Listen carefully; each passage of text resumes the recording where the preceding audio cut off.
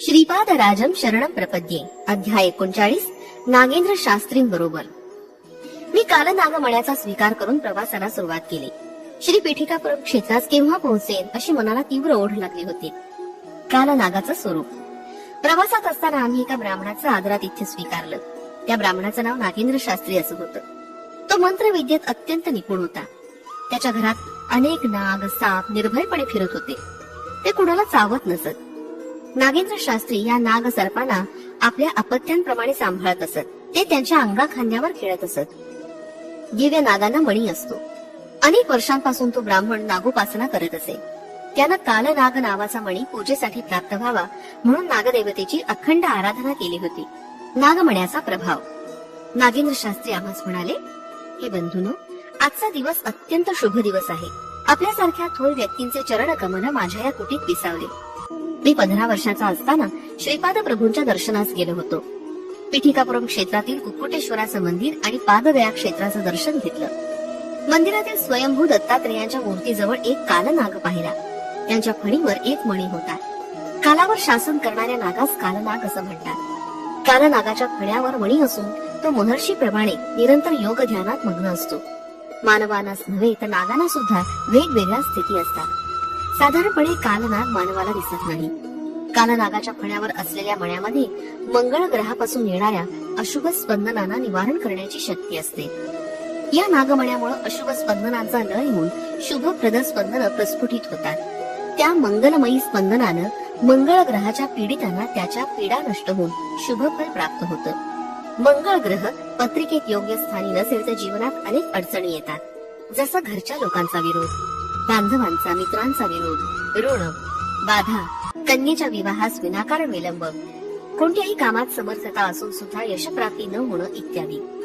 स्वयंभू दत्तात्रेयांचं दर्शन घेतल्यावर मला नागमणी मिळावा अशी अत्यंत तीव्र इच्छा लागून राहिली.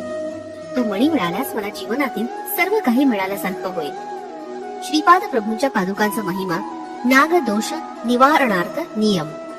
मी नरसिंह वर्मांच्या घराजवळून जात होतो. श्रीपाद प्रभू त्यांच्या घरासमोरील अंगणात लीला विनोद करत होते. त्याबरोबर झाडांना पाणी घालणं सुद्धा चालू होतं. श्री नरसिंह वर्मा झाडांना आळं करत होते. त्यांच्या अंगणात एक औदुंबराचं झाड होतं.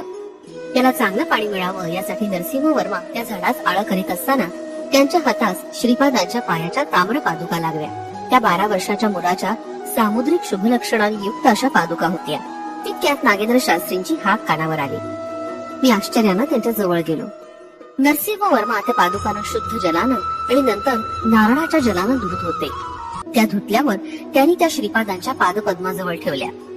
त्या पादुकांची पूजा करण्यासाठी वर्मा अत्यंत उत्सुक असल्याचं दिसत होतं. परंतु श्रीपाद प्रभूंचा संकल्प काही वेगळाच होता. त्या पादुकांना त्यांनी मोठ्या प्रेमानं पुरवाळलं.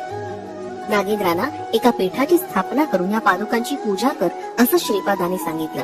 ते म्हणाले, नागेंद्र शास्त्री, तू कालनागाजवळ असलेला मणी मिळावा म्हणून फार दिवसांपासून वाट पाहत होतास ना?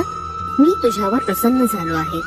कालनाग ज्या दिव्य पादपद्माची आराधना करून त्या दिव्य मण्यानं ज्या स्वामींची पूजा करतो तो महास्वामी मीच आहे. या दिव्य पादुका माझ्याच आहेत. याचीच तू नित्य नेमानं पूजा अर्चना करत जा. आधी व्याधीने पीडित जन तुझ्याकडे येतील. त्यांना तू या पादुकांचं तीर्थ दे. ते प्राशन करताच त्यांची व्याधींपासून सुटका होऊन ते त्वरित शांत होतील.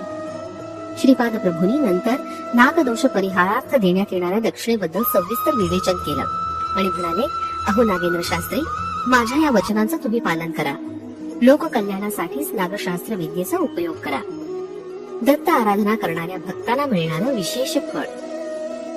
श्रीपाद प्रभू म्हणाले, हे नागेंद्र शास्त्री, कालांतरानं शंकर भट्ट धर्मगुप्त तुझ्याजवळ नक्की येतील. माझ्या दिव्य पादुकांमुळे तुला हवा असलेला दिव्यमणी नक्की प्राप्त होईल.